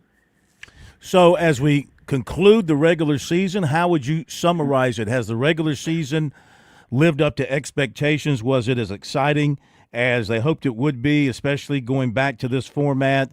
Attendance, television ratings, etc., controversies, disagreements, rivalries, the whole bag. How would you grade it? I think it's been pretty good, Phil. I think we've had a lot of drama. We've had a lot of storylines. We've had some surprising wins. I think the races, for the most part, have been competitive. We've gone to some new places like San Diego, and that was a hit. I think they did a lot right. I think it's been pretty good. I think the surprising thing is I don't think anybody expected Toyota to dominate like they have. I mean, they got 5 of the top 6 cars and only 1 Ford up there with them and no Chevys. And on the flip side of that, Hendrick Motorsports, basically out to lunch most of the year and not winning races. So that's been a bit of a surprise, but that's what you want. You want the plot to change, and you want drama, and I think we've had that, and I think we're set up for a pretty good playoff. They released the schedule for 2027, and always good to see, of course, 2 for Darlington, so that's great. And Darlington also moving back to April for the spring race, not so early. And the Cookout Southern 500 now going to be on September 5th. So anything with the schedule for 27 catch your eye that you were? Yeah. Go ahead.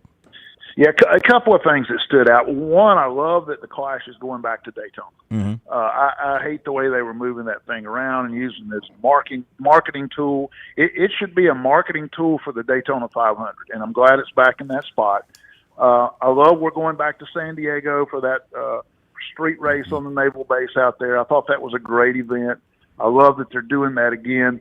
And I like that we're going back to Chicagoland instead of the street race in Chicago. I don't think the street race in Chicago was all that great. They had all sorts of problems. I don't think they belong there. Mm-hmm. But I was glad to see them be successful at going back to Chicagoland. That still gets you in the market, a very important market. So I thought that's a good deal. I'm glad they brought that back. Not sold on North Wilkesboro, the All-Star race yet, but still glad it's still on the schedule. Who you like tomorrow night? Boy, pick a name out of a hat. Yeah, I mean, it could literally be anybody. Ryan Blaney's won there the last couple of times ago. Tyler Reddick won the Daytona 500. Maybe we hear from him again. I think this is one race where the Toyotas won't dominate. I think it's as even as it can be, and I'll say this: I think we're going to see a surprise. I think we're going to see somebody win who hasn't won this year, or there'll be a big upset because we had a big crash. Going to be fun to watch, to say the least, with that and the football and, of course, the Yankees and Red Sox series going on. Got a lot of great sports this weekend. As always, my friend, thank you, and Thanks, enjoy Jeff. the race. We'll talk to you next week. All right, guys. Have a good weekend. Thank you.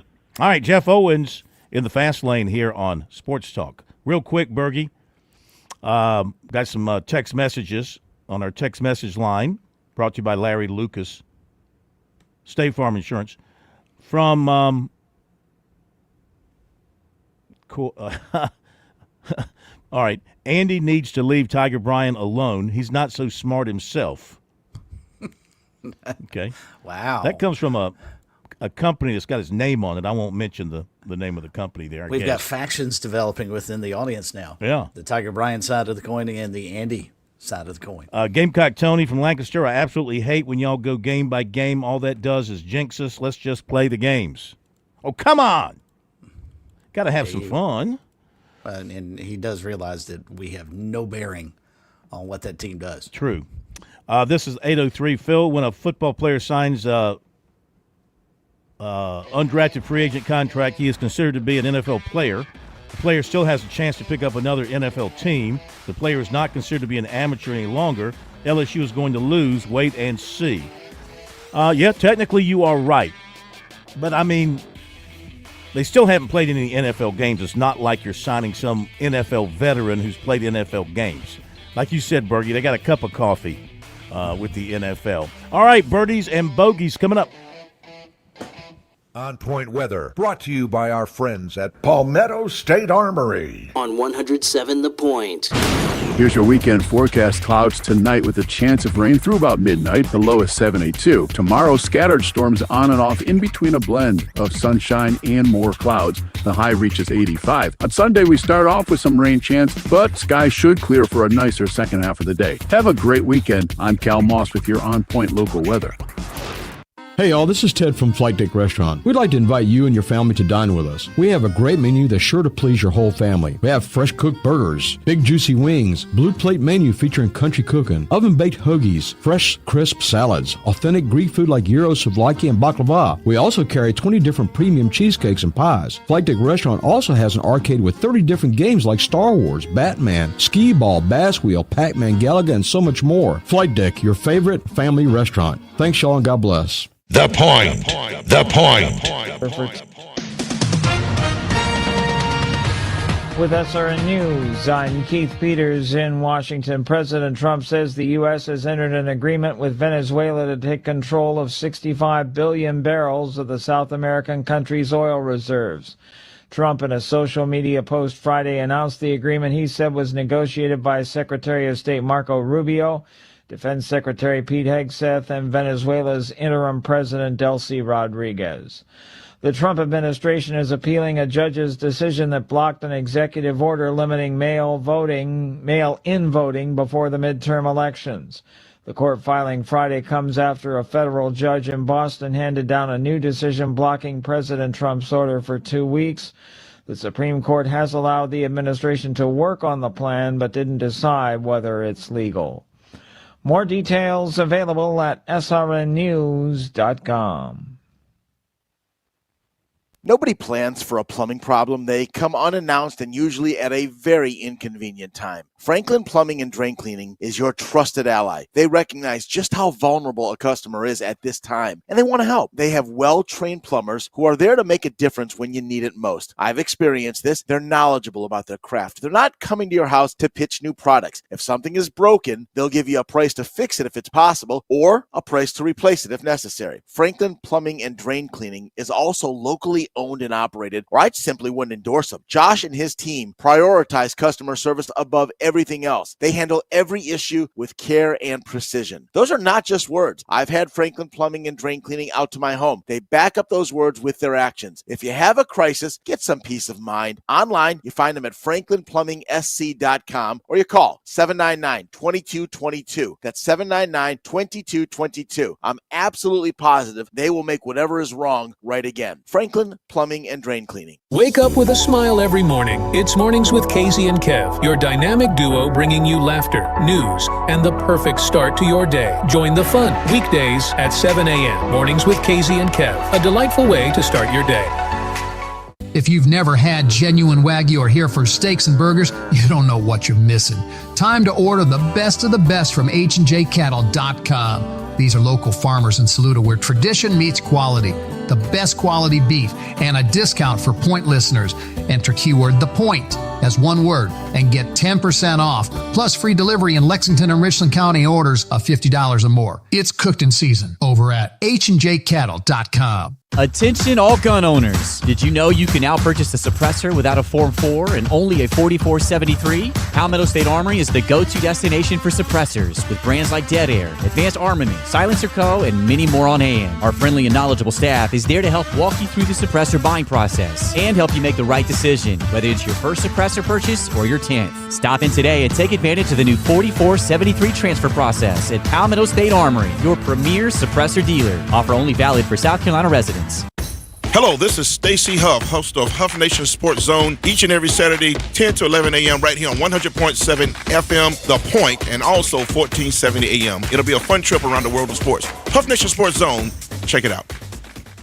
Want to hear my success story? I'm Fran Halloran, the money coach. I'm celebrating a decade of partnering with The Point. It's one of the best decisions I ever made. I've used The Point to significantly grow my small business. It started with a meeting with Kevin Cohen. Do you own a small business? Are you on a limited budget? No problem. Reach out to Kev at 563-8558. Get a customized plan and start your journey to business growth with The Point today. Success is one call away. Take the leap.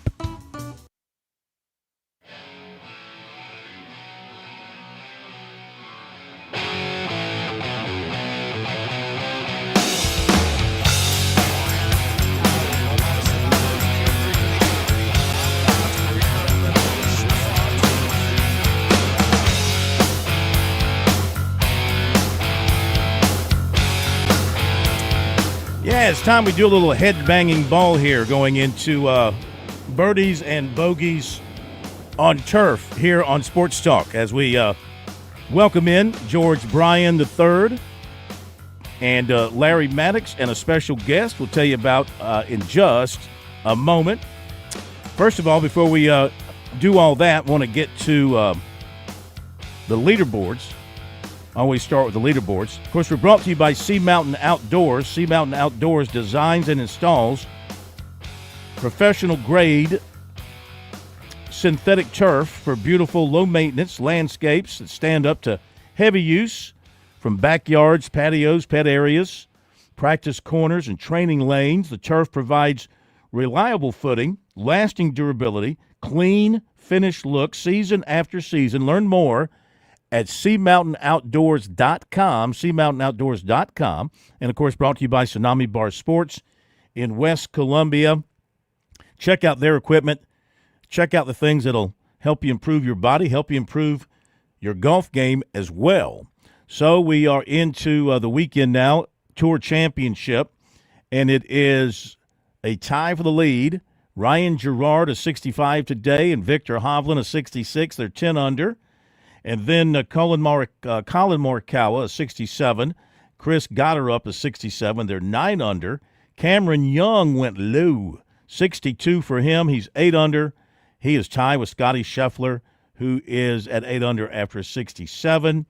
And Jacob Bridgman is tied for 15th after 67. He's -5. And Rory McIlroy tied for 23rd, a 69 today, and that leaves him at 3 over par. Let's see here. The Champions Tour, the Ally Challenge, Grand Blanc, Michigan. Vaughn Taylor, 9 under after a 63 today. John Rollins is 8 under. Tommy Gainey, a 4 over 76. Brett Quigley, a 3 under 69. And then check in the Corn Ferry. I don't think they have a Corn Ferry today, so no Corn Ferry report. So with that, let's bring in our A player, George Bryan III, first up on the tee. Of course, Larry is an A player, and then our guest is a AA player, A++ player. Welcome in, George. Good evening. I'm glad you backed that up correctly, and I'd say 5-star would represent our guest, and not just player, but a coach. And I don't want to hold things up. I don't like slow play. But let's go ahead and say hello to Larry, and let's bring in our guest. Good evening, Instructor Maddox. Oh, great to be here. Missed you last week, but we struggled through. We managed to get the show done without you.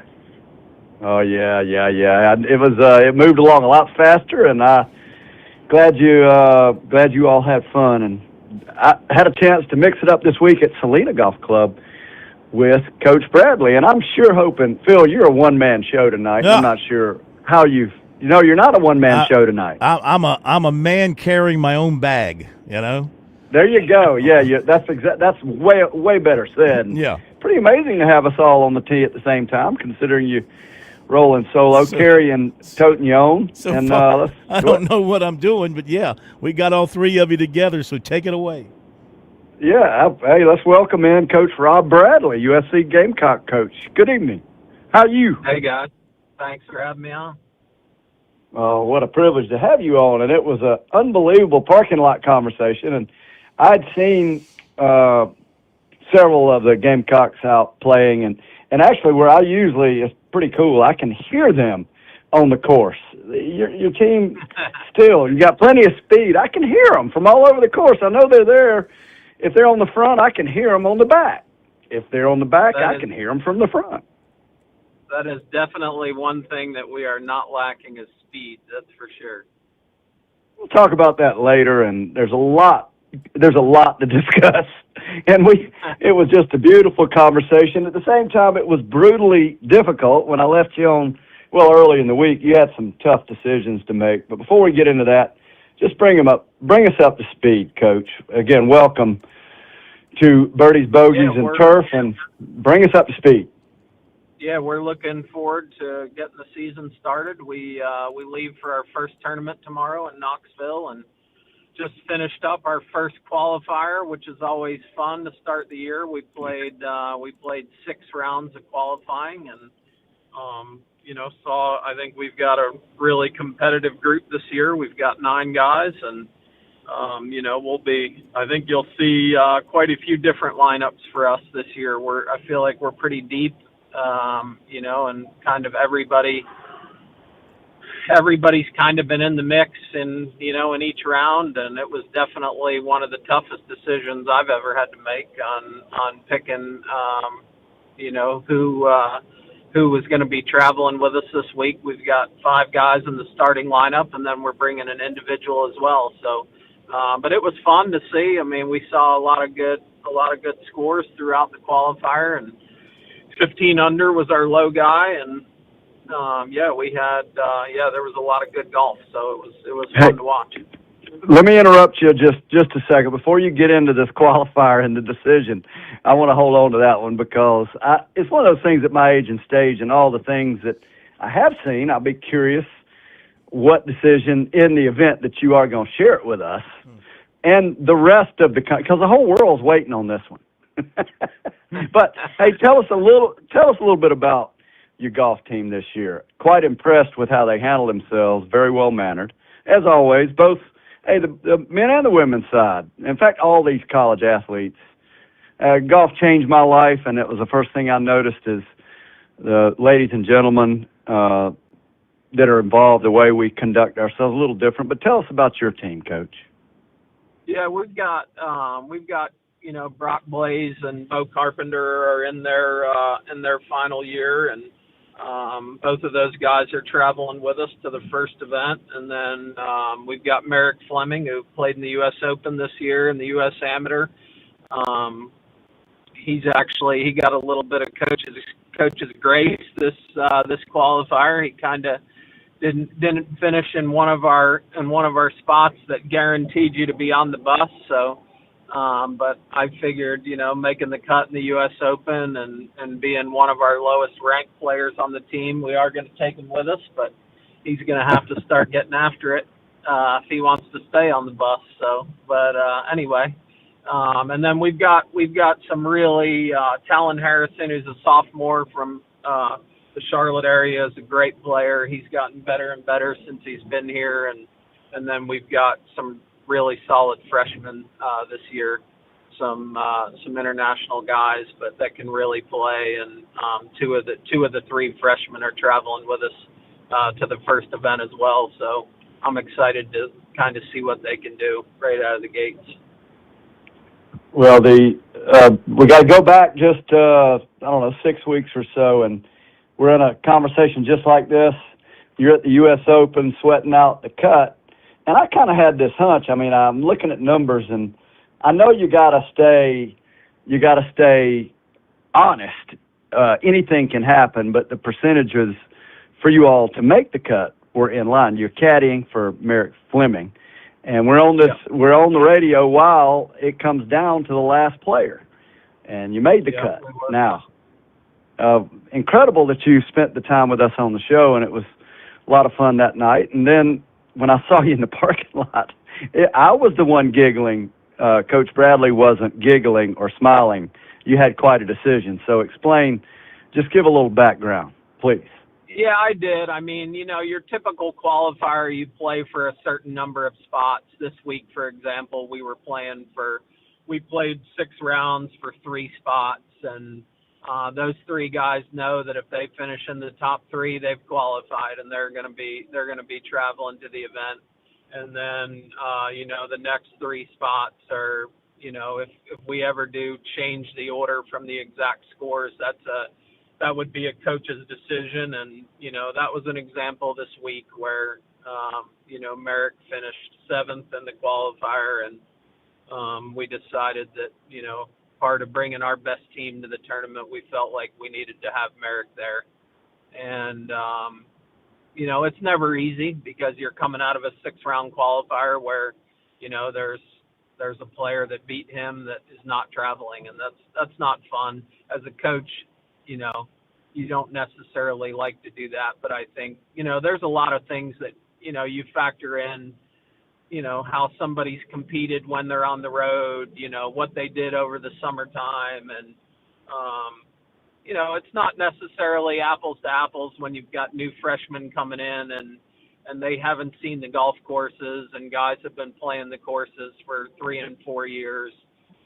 So there is, certain decisions that you have to make, and it's also why you coach, right? Is to be able to make those decisions and feel like you're bringing the best team every week. That's, I've always felt like that's my job as the coach to bring the best team with us every week when we compete. And I do my best to do that. And, at the end of the day, I'm going to take the heat if we don't play well. And so, you got to make those calls sometimes, but it's never fun calling the guy to tell him he's not going. So.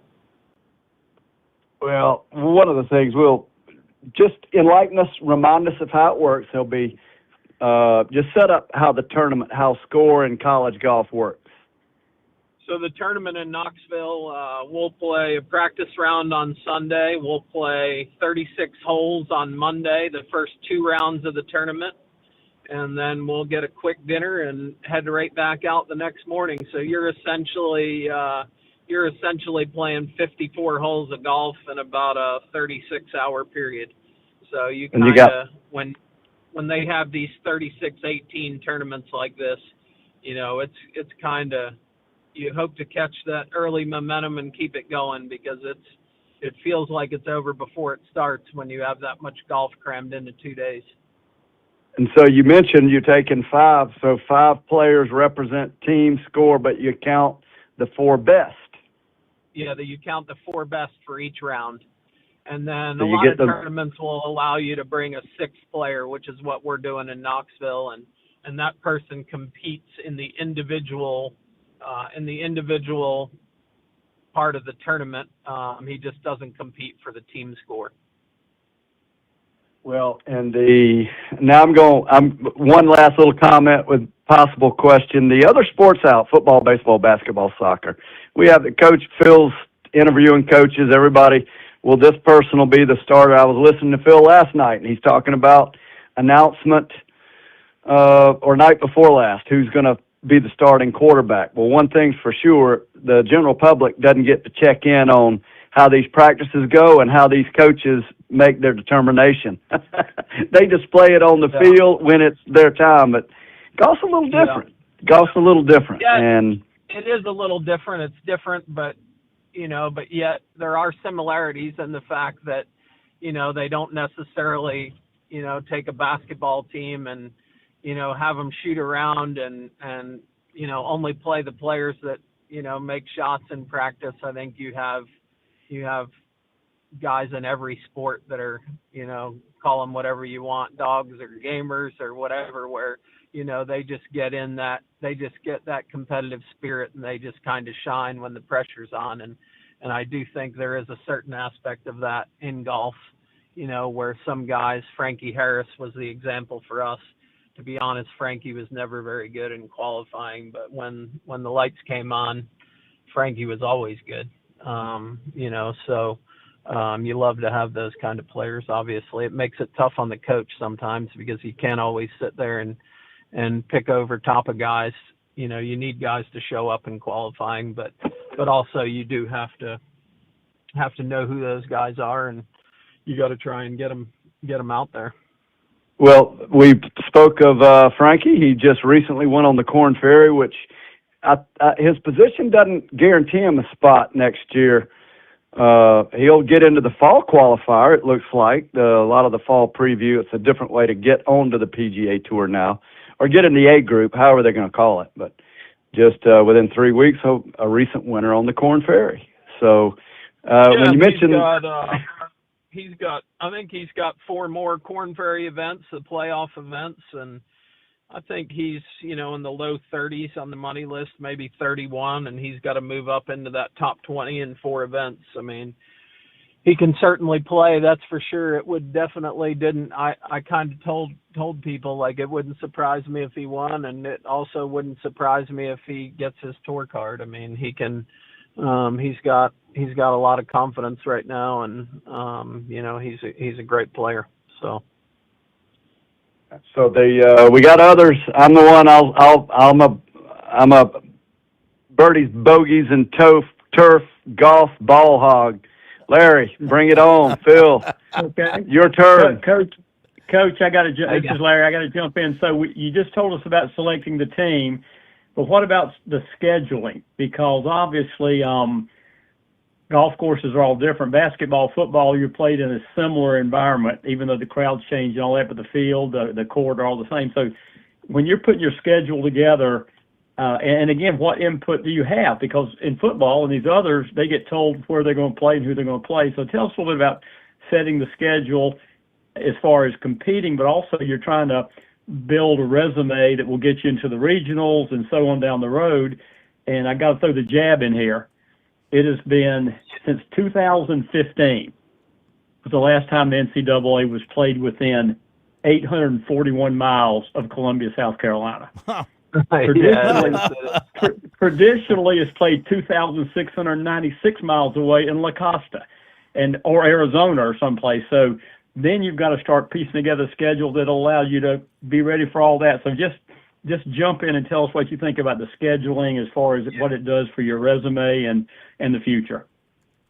Scheduling is probably one of the more challenging parts of the job because, it's not like in other sports where the conference just hands you a schedule and, maybe you schedule a few other of your non-conference opponents. We basically, do our entire schedule and we factor in golf courses that are obviously good for our team, but you also want to factor in some golf courses that are, have some similarities to La Costa.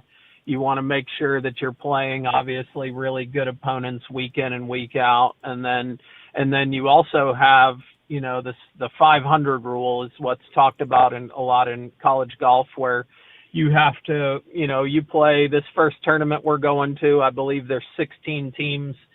If we win the tournament, we're 15-0 after the first week and they keep that running total. And if you're not 500 at the end of the year, then you're not eligible for postseason. So, you have to know your team. You have to know, who's playing in each event and how you're going to stack up. And you got to make sure that you want to schedule as strong as you possibly can, but you also have to be careful that, you can't necessarily play the top 15 teams every single week. Or else, you're not going to be 500 unless you have a really good team. So that's definitely a challenge. It's hard to sometimes get out of coaches who's playing. So you're going in a little bit dark on who's in the tournaments. Most of them will kind of tell you the field, but then you'll have teams that'll pop in there late and things like that. So it's definitely something that keeps us up at night as coaches is the whole scheduling aspect. And then, it also goes into like this tournament in Knoxville, for example. The golf courses, they used to have a Korn Ferry event. The golf course is very tight, a lot of out of bounds. Pretty much just about every hole's got out of bounds left and right. And, you definitely factor that in as a coach on guys that can keep the ball in front of them. And, wouldn't typically be a golf course that we would take somebody to that drives it all over the place. So, you factor it in on the front end and on the back end once you figure out where you're playing. So it's challenging. It's fun though. It's fun trying to figure out where you're going to go. We're going one time to the West Coast out there near La Costa to get the guys on some of that grass. And, we play a lot on Bermuda, our team, because it's good for us because we play and practice on it, but we try and get them to bent grass too, just so they can get a little bit of everything. Fellas, just a reminder now, we're talking about can you imagine a football season that starts this weekend and extends all the way until the first weekend in June? How about basketball? How about baseball? That's what we got in golf. That's the way it rolls. I don't think any season takes a day off anymore. Basketball teams have been practicing since like June or, May, it seems like. Let me jump in real quick, guys. I want to do two things very quickly. A little bit off the topic here. We got the big soccer match in Columbia, South Carolina, Clemson. This is the men. And Coach Bradley will want to hear this. They're about 40 minutes in, and South Carolina's leading Clemson 2-0. So I wanted to share that information. Nice. Then the other thing I wanted to share with you guys, this is back to golf, and let me find it here because I just posted it, so I got to go back and bring it up. The president of the South Carolina Golf Hall of Fame, Frank Ford III, announced the induction of Stephen Craig Bear Sr. into the South Carolina Golf Hall of Fame. So, Coach, I don't know if you know him. I'm sure George and Larry know him well because a South Carolinian, well established in the Golf Society of South Carolina as a pro at clubs and a great player at the College of Charleston back in the day, George. Absolutely. He's a gentleman. Number one, he's a good man. Number two, he is the top of the field in our profession and deserving. He's always he conducts a heck of a golf tournament, and I'm very happy. I actually saw his son Stephen Bear is still on his game and qualified for another USGA major. So not only is he's a great man, he's a fantastic golf professional, and the Bear family can flat play. So I'm sure you guys know him, and you can say what you'd like. Larry? Well, if you're in a South Carolina golf-related Hall of Fame, then you're really special because we do have a fantastic state. I mean, I say it every show, but I talk to people in other golf associations, and it's just not the same. So if you come through South Carolina and North Carolina, because we're part of the Carolina Golf Association also, then you face a lot of very, very tough competition. Coach Bradley's new in town, may not be as familiar with the Bear family, but mainstays have been here going back, I've known since about 1980, from when Steve Bear was at Wild Dunes with Terry Florence. So I'm really happy I've definitely heard the name, but I do not personally know them. Well, there's something we're going to hear in just a couple of less than 2 minutes, and that's that music that says, this party's over for tonight, and we'll putt out. But the final little topic regarding the depth and the strength, give us a little forecast. How good is this team, Coach? Yeah, I think this is as excited as I've been to coach a team. I mean, we've got a lot of young guys. We're going to have 2 freshmen and a sophomore in our starting lineup this week, so I think we'll definitely keep getting better as the year goes on, but I'm really excited. We've got some serious talent on this team, and I can't wait to see what these guys can do this year. Well, I'm a little I was giggling in the parking lot, but I am really happy that you're taking Merrick Fleming. In addition to being a great player, he is a great interview. We've had him on a couple of times. And he's a great guy. And when it comes to practice, he's had just a heck of a summer.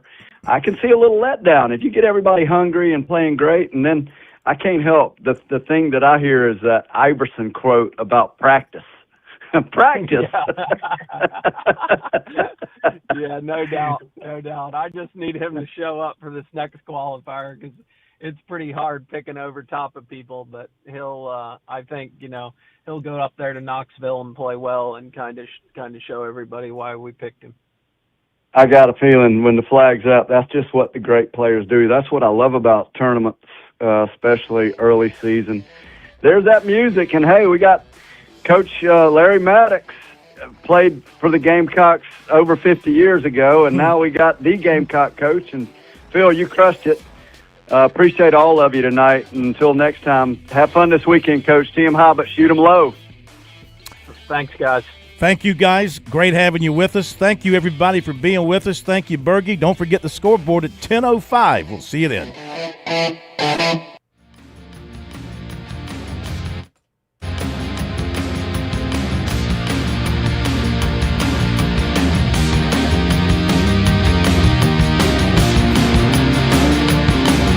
WQXL Columbia, W264DF. Grills, outdoor kitchens, fireplaces. Summer Sizzle starts with Bart. This is 107 The Point. News this hour from Town Hall. I'm Keith Peters in Washington. A woman who live streamed herself spray painting the World War II